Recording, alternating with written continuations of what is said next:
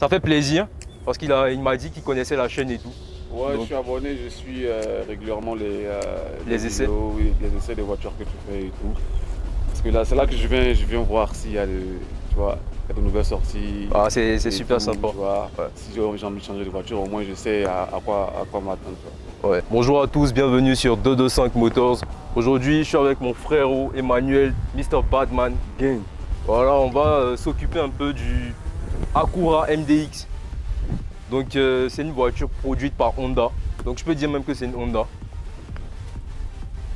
On va voir ça tout de suite ensemble.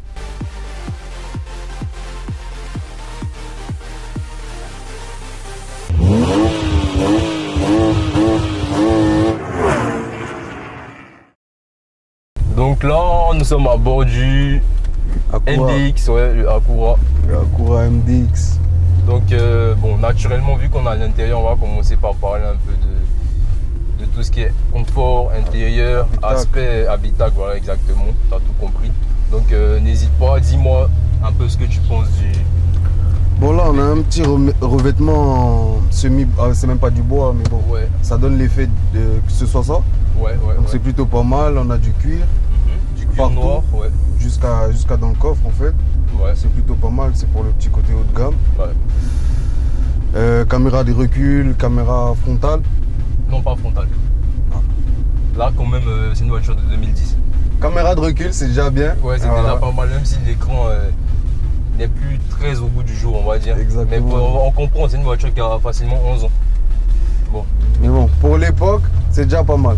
Ouais. Le rendu est déjà pas mal. Ouais. C'est censé être du haut de gamme de Honda. Du haut de gamme de 2010. De 2010. Moi je pense que c'est en 2010 quand il y a des marques qui faisaient bien mieux. Ouais, je pense. Ouais, c'est sûr. Mais moi je suis pas fan du bois. Je suis pas fan qui n'en est même pas. Et voilà. Qu'est-ce que je m'apprête à dire? Quand je dis du bois, c'est du bois en griffe. Je suis pas très fan. Pour moi c'est un faux côté. C'est du luxe cheap. Voilà. Exactement. C'est du luxe cheap. Il y a beaucoup de gommes aussi qui vont faire illusion de cuir.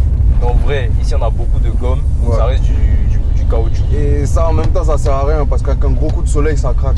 Ouais, en général. Bon là ça a bien tenu, je sais pas si c'est parce qu'ils ont bien parqué la voiture ou ils l'ont bien entretenu, je sais pas.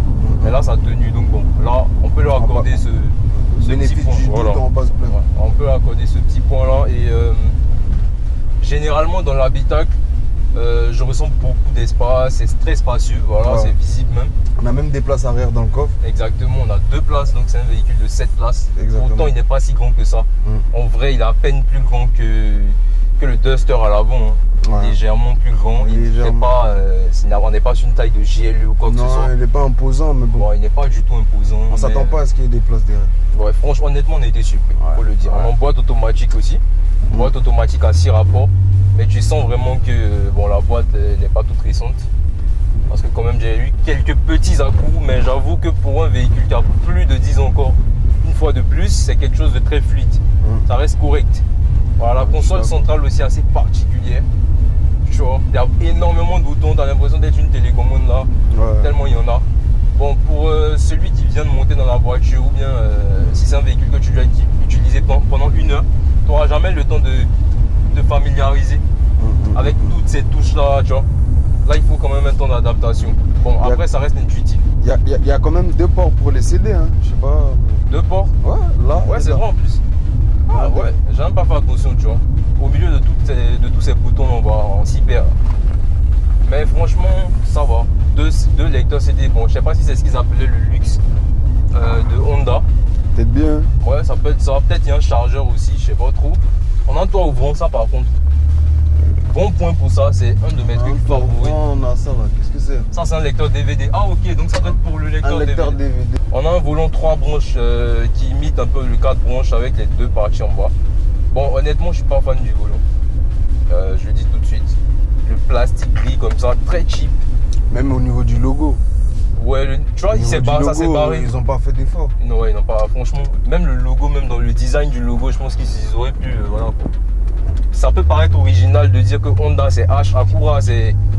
Ça semble être un A. Voilà, ça semble être un A, mais c'est un H incliné comme ça. Ça peut paraître original.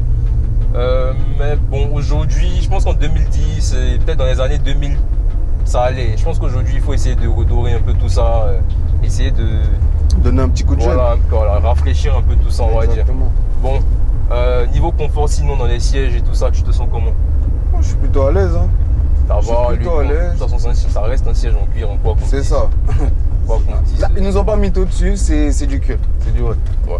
Au moins ça, j'espère que c'est pas du simili, hein, parce que non, vu comment ça commence à se parler. C'est du cuir, c'est du vrai, et on est plutôt à l'aise dedans. Ouais, un couloir central aussi, bien large, tu vois. Bien large, pour pas déranger le conducteur ou vice versa. Voilà. Les portes gobelets aussi. Bon, globalement, ça va. Dans les portières aussi, c'est pas trop niqué, ça va. C'est pas trop naze. C'est pas trop naze, mais ils se sont arrêtés sur le strict minimum. Hein. Fermeture, ouais, ouverture, baisser les vitres, ça y est. Est-ce qu'on a des sièges électriques? Ouais, on a des sièges électriques au moins. Bon. Donc ça, voilà, ça respecte les critères entre griffes du minimum de luxe. En tout cas, pour cette année-là, c'est bon. Ouais, parce que là, tu as des sièges électriques, tu as des mémoires de sièges aussi. Et ça, c'est pour le siège conducteur, bien entendu, seulement. Pour le chauffeur. Tu as du verrouillage central, machin. Bon, enfin, on a un peu tout ça. Hein. On peut dire que globalement, confort, équipement, c'est pas trop naze. Ça va. Comme je l'ai dit, pour l'année, en tout cas, on est bon. Ouais, pour l'année d'où elle vient, ça reste carré. Bon, là, on va essayer de maintenant la lancer un tout petit peu. Et puis voir... Elle a quand même 11 ans, on va voir si elle a bien mangé depuis tout ce temps. Ouais.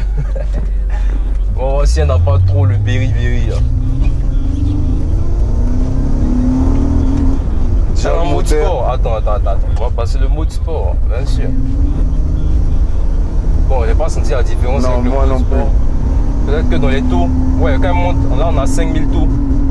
Merde, la boîte elle est. Qu'est-ce qui se passe? La boîte elle est.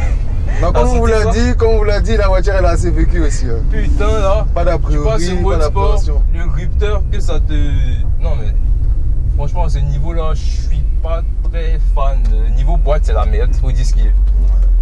Bon, globalement, suspension c'est pas ouf.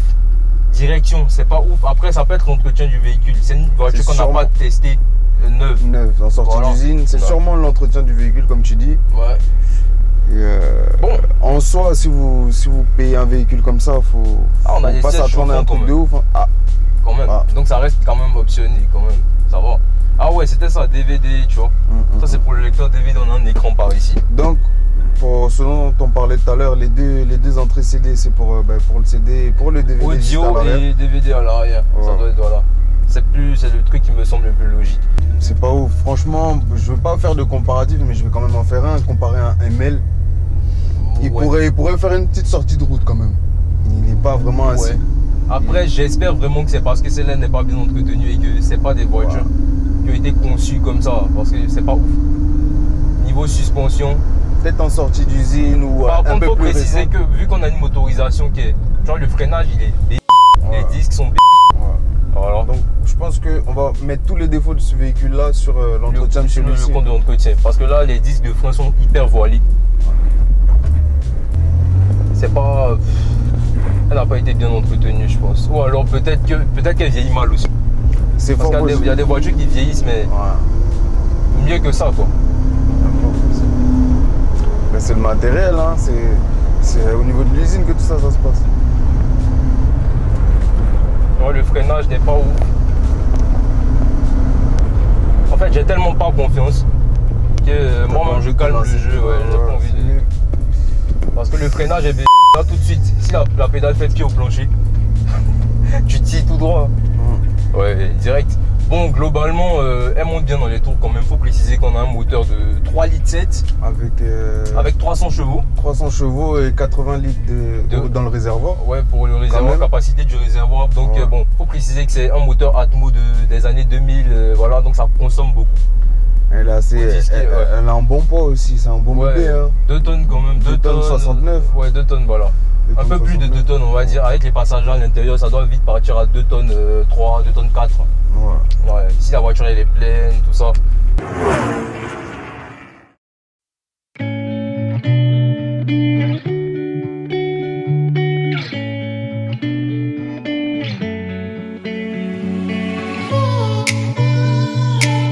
Alors, Mr. Badman.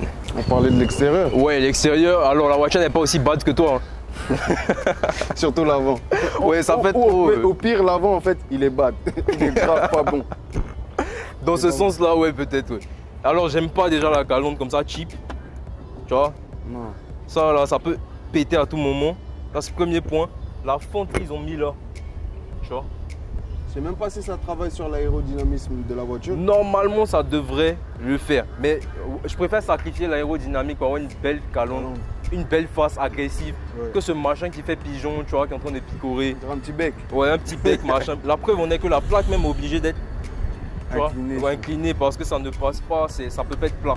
Non. Ça, honnêtement, c'est pas ma. Ils auraient pu faire mieux. Pour un référentiel, vous voyez celles qu'ils ont sorties après, elles sont beaucoup plus. Ouais, les toutes dernières là, t'as vu la grosse calandre et tout, c'est magnifique. Ils sont repris.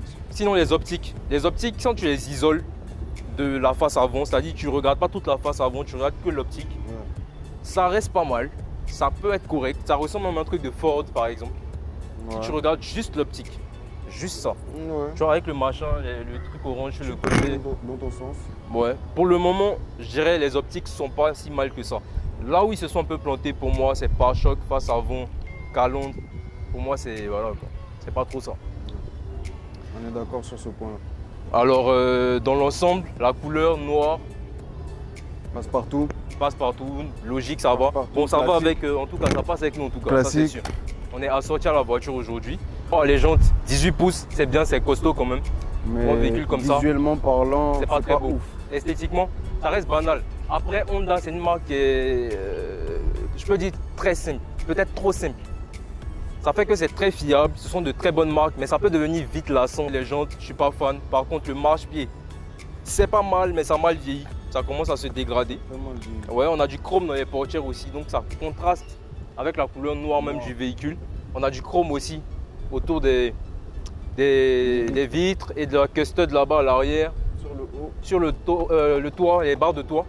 Voilà, on a du chrome aussi là-bas. Donc bon, globalement, pour ce qui est du profil, bah, c'est un profil quoi. Classique. Classique, c'est tout. Personnellement, à l'arrière, moi j'aime bien. Ok. J'aime bien l'échappement parfait, la symétrie de l'arrière parfait. Qu'est-ce que t'en penses toi? Ouais, j'aime bien. Ça paraît plus assis à l'arrière. D'ailleurs, c'est une concurrente, enfin, d'après ce que j'ai vu ici et là, du Touareg, du Lexus RX 350. Et comme tu disais tout à l'heure, ça va un peu dans le sens des CRV, etc. Exactement. Donc je pense que dans ce segment-là, à part la Touareg qui a un cul très large, bien posé, là, ça commence à aller. Là, tout de suite, à l'arrière, si tu me dis, elle rentre dans ce segment-là. Ça nous fait un petit rappel. Voilà, là, je peux croire que ça peut aller. Mais de l'avant, si tu me parles du Touareg, je t'ai dit, c'est le jouet, voilà. Non. Tu vois que quand même, on a un peu de coffre disponible, malgré le fait qu'on ait les deux sièges relevés. Ouais, et on peut avoir encore plus d'espace une fois que on va coucher ces deux places-là. Donc tu vois que là, à ce moment-là, on a beaucoup d'espace. On a 425 litres quand même de coffre. C'est raisonnable. Pour un petit voyage, en tout cas, il y a de quoi optimiser le placement. Ouais, j'avoue. Ouais. Et ce qui est bien aussi, c'est qu'on a, comment ça s'appelle? On a des portes gobelets. Exactement, pour les personnes qui s'asseyent à l'arrière. Des personnes qui sont à l'arrière.